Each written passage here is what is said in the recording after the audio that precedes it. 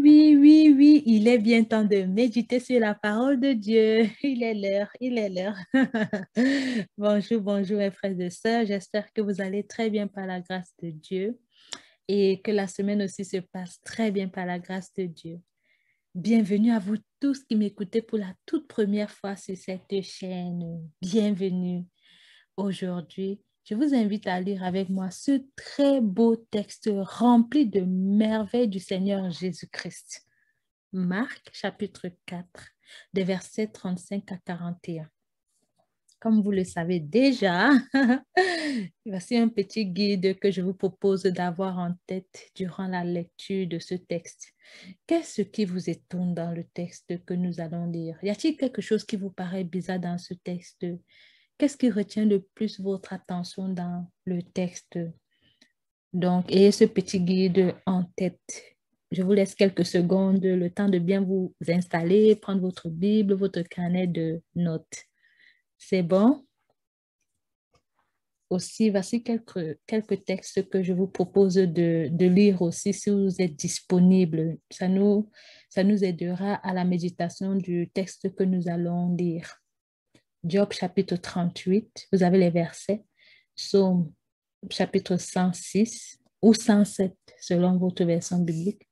2 Corinthiens chapitre 5. C'est bon, on commence? Ok. Marc chapitre 4, versets 35 à 41. Toute la journée, Jésus avait parlé à la foule. Le soir venu, Jésus dit à ses disciples, passons sur l'autre rive. Quittant la foule, ils amenèrent Jésus. Comme il était dans la barque et d'autres barques l'accompagnaient, survint une violente tempête. Les vagues se jetaient sur la barque, si bien que déjà elle se remplissait. Lui dormait sur le coussin à l'arrière. Les disciples le réveillent et lui disent, « Maître, nous sommes perdus. Cela ne te fait rien? » Réveillé, il menaça le vent et dit à la mer, « Silence, tais-toi !» Le vent tomba et il se fit un grand calme. Jésus leur dit, « Pourquoi êtes-vous si craintifs? N'avez-vous pas encore la foi? » Saisis d'une grande crainte, ils se disaient entre eux, « Qui est-il donc celui-ci pour que même le vent et la mer lui obéissent? » Donc, mes frères et sœurs, nous venons de lire Marc chapitre 4, des versets 35 à 41. Commençons par vous. Qu'est-ce qui vous étonne dans ce texte? Quelles sont vos découvertes? Qu'est-ce qui retient le plus votre attention? Est-ce que vous trouvez des liens entre ce texte et les autres textes que je vous ai proposé de lire si vous avez du temps? Donc, à la lecture de tous ces textes, que découvrez-vous? Que retenez-vous? Vous pouvez mettre la vidéo en pause ici, méditez sur ces textes avant de continuer. C'est bon? OK. De mon côté, euh, dans le verset 38 de Marc, chapitre 4, face à la tempête, les disciples du Seigneur Jésus-Christ ont fait appel à lui en disant, « Maître, nous sommes perdus. Cela ne te fait rien? » Dans le verset 39, Jésus-Christ se réveille, menace le vent et dit à la mer, « Silence, tais-toi !» Et le vent se calme. Waouh, je me suis demandé si le vent a des oreilles. Et je note aussi ici qu'il y a des moments où Jésus-Christ dort, mais si je fais appel à lui, il va se réveiller. Donc, à partir de tout cela, j'ai noté plusieurs questions. Que représente concrètement la tempête, la barque, le vent, les vagues, la mer dans ma vie? Pourquoi Jésus-Christ est-il surpris de la réaction de ses disciples face à la violente tempête? Est-ce que le fait d'être craintif ou craintive veut dire qu'on n'a pas la foi? Quelle attitude de Jésus-Christ m'invite-t-il à adopter face aux violentes tempêtes? Donc, ce sont mes questions. J'ai eu tellement de questions pour ce texte-là. Donc, pour ce qui est des liens, dans Job, chapitre 38, des versets 1 à 11, il est écrit: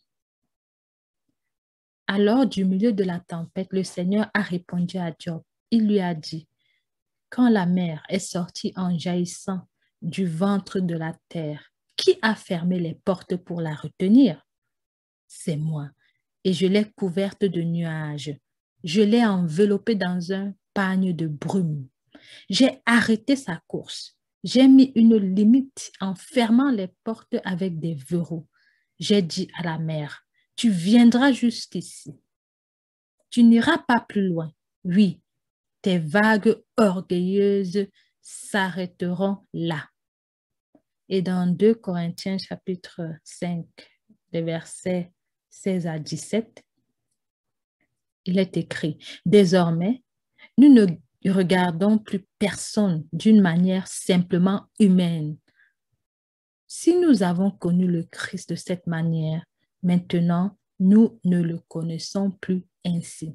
Si donc quelqu'un est dans le Christ, il est une créature nouvelle. Le monde ancien s'en est allé. Un monde nouveau est déjà né. Wow. Donc, nous avons lu dans Marc chapitre 4 que Jésus-Christ a calmé la tempête qui menaçait ses disciples. Dans le livre de Job, nous voyons que c'est Dieu qui a calmé la tempête qui menaçait Job. Donc, en lisant ces textes-là, je note que seul Dieu et le Seigneur Jésus-Christ peuvent calmer toutes sortes de tempêtes qui menacent ma vie, qui menacent ta vie, qui menacent le monde entier. Toutes sortes de tempêtes. Mais la question la plus importante est la suivante. Est-ce que Jésus-Christ est dans ma barque? Bon, est-ce qu'il est dans mon bateau? Est-ce que Jésus-Christ est dans ta barque? Est-ce que Jésus-Christ est dans ton bateau? Est-ce qu'il est endormi? C'est la question ultime. À votre tour. Si cela n'a pas encore été fait, relisez Marc chapitre 4, des versets 35 à 41. Prenez aussi quelques minutes pour prier, écouter le Seigneur vous transmettre son message de paix, d'amour à travers le Saint-Esprit. Oui, nous allons dire Jésus, Jésus, viens dans notre barque. Ok, donc, comment ce texte résonne dans votre cœur aujourd'hui? Qu'est-ce que vous retenez aujourd'hui?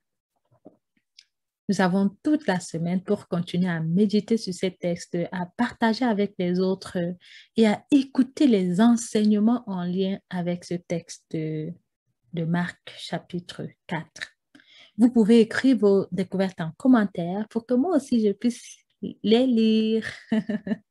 N'hésitez pas à vous abonner à cette chaîne si vous voulez être notifié lorsque je publie des vidéos sur la parole de Dieu. Excellente journée bénie sous la protection du Tout-Puissant. À la semaine prochaine. Merci.